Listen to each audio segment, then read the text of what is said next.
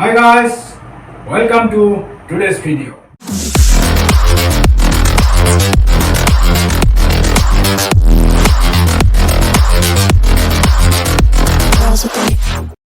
Guys, দিনটো শুভ হওক তাৰে কামনাৰে আজিৰ ভিডিঅ'লৈ আপোনালোকক সকলোকে স্বাগতম জনাইছোঁ।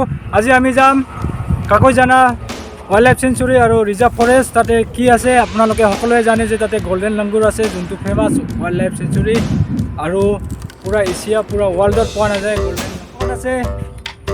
আমাৰ ব্যক্তি hello' guys, good morning. Good morning. ৰবিনৰ এটা কমেণ্ট আহিছে যে ৰবিন হাঁহি নাথাকে, আজিৰ পৰা হাঁহিব। বলক যাওঁ কাকৈজানালৈ।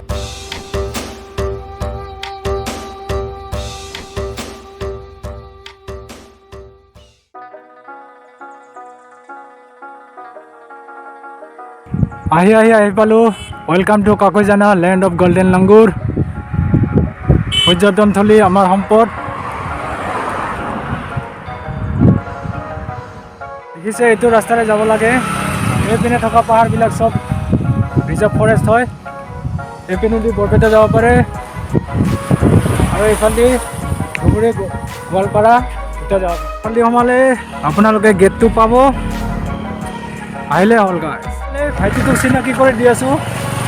হেল্ল' খেককে হাঁহি থকা ভাইটিটো ৰাণাদিত্য ৰাভা। বয়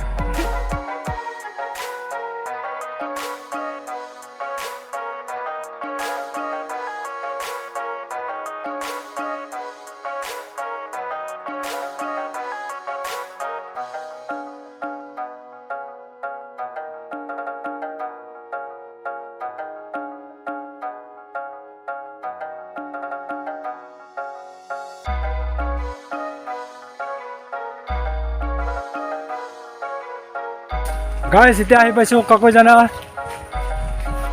ৰিজাৰ্ভ ফৰেষ্ট। চাই থাকক, বান্দৰ দেখা পাওঁ নাপাওঁ, গল্ডেন লাংগুৰ আমি চাম। ইয়াতে আছে আমাৰ এজন দাদা, local guide Amit Rabha. Guys সুন্দৰ পৰিৱেশ, ৰ'দ নাই, বৰষুণ নাই, বতাহ বলিছে, আগুৱাই আছোঁ।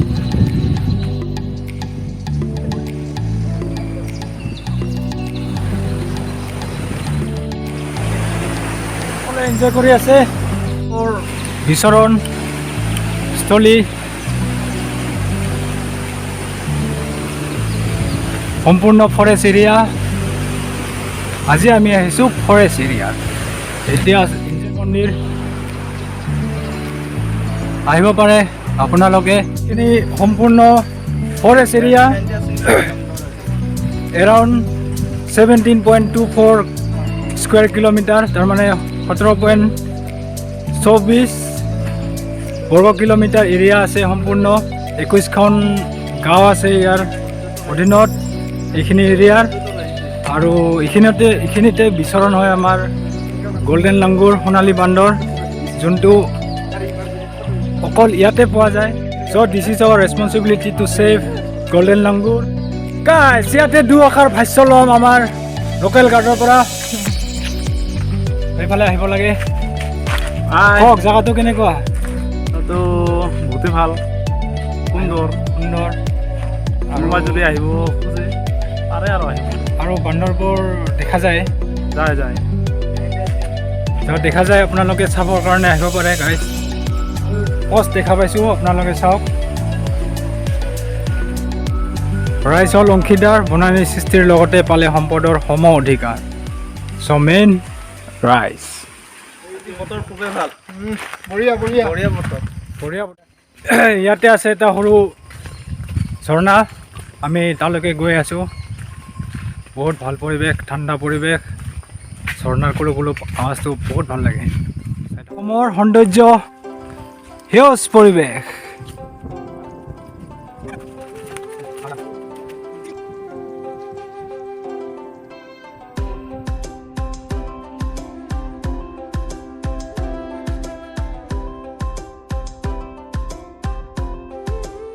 গাইজ অলপমান ট্ৰাই মাৰি চালোঁ, এতিয়া ভাগৰে লাগি গ'ল নেকি গাইজ?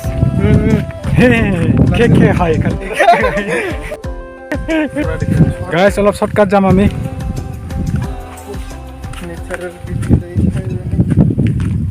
ঐ সাপ পাৰ হৈছে এইফালে নাযাঙে মই কোন সাপ এইডাল কোনডাল এই গ এই যে ডাঙৰ সাপ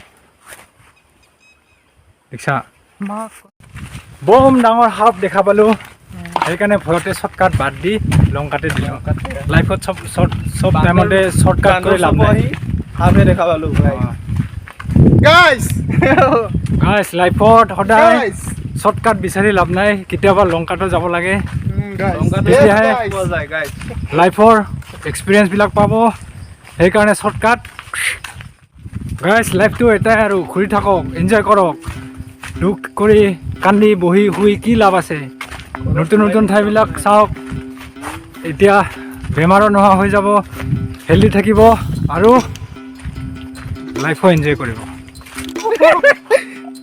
ডোন্ট ফ'ল' আদাৰ্ছ আপোনালোকে বেলেগক ফ'ল' কৰি যাব নালাগে লাইফত বেলেগে কি কৰিছে বেলেগে শুইছে ইমান টকা পাইছে খাইছে ঘূৰিছে এইবিলাক নহয় লাইফটো নিজৰ হিচাপত চলাই যাওক যোনটো এম কৰিছে সেইটো এইমত পাবলৈ কি কি কৰিব লাগে সেইবিলাক চাওক যোনটো শ্বৰ্টকাট অলপ আগতে বিচাৰি আছিলোঁ এই পিনেদি আহিলেও হয় এই পিনেদি আহিলেও হয়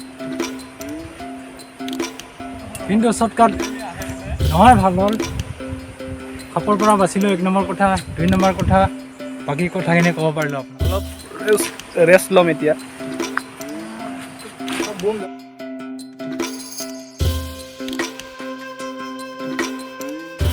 গাইছ অলপ জিৰণিৰ পিছত আৰু ওলাইছোঁ পামে আৰু ঝৰ্ণাটো ওচৰত আছে বহুত ওচৰত আছে তথাপিও অলপমান বহি ল'লোঁ আৰু গাইছ আহি পালোঁ ঝৰ্ণাৰ ওচৰত এতিয়া অলপ ভিউবিলাক চাওঁ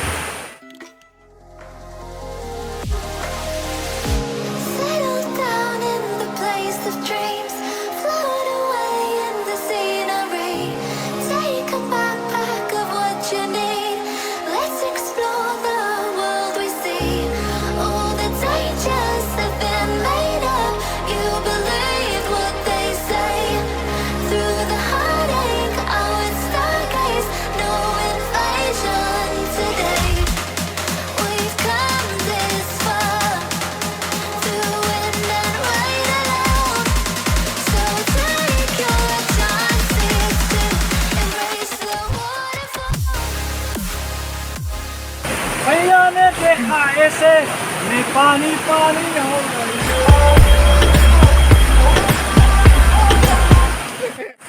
অলপ ধান কৰিলোঁ ইয়াতে ঘৰত এতিয়া গাঁৱৰ তলত ন যিহেতু আজি আমি পাহাৰত সোণালী বান্দৰ দেখা নাপালোঁ চ' এইখিনি দাদাৰ লগত থকা ভিডিঅ' ক্লিপ আৰু ফটো দুটা আছে আপোনালোকৰ বাবে দিছোঁ চাওক কেনেকৈ গাঁৱত আহে সুন্দৰকৈ গাঁও পৰিৱেশৰ লগত মিলি থাকে সোণালী বান্দৰবোৰ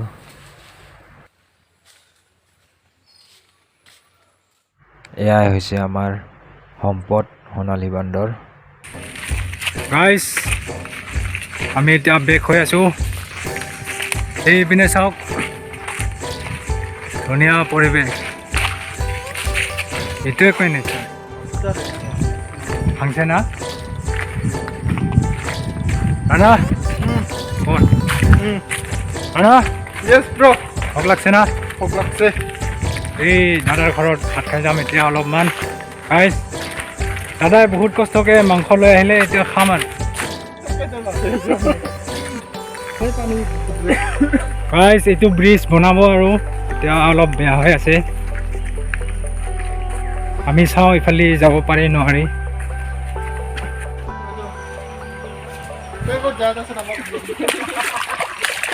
তই পাৰিবি বেছি নাই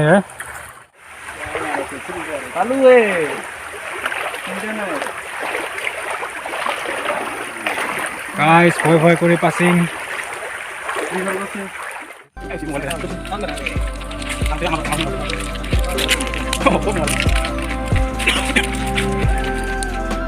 বন্ধুবৰ্গ ইয়াতে আহি আপোনালোকে বহি কিনে গল্প কৰিব পাৰে সুন্দৰ পৰিৱেশ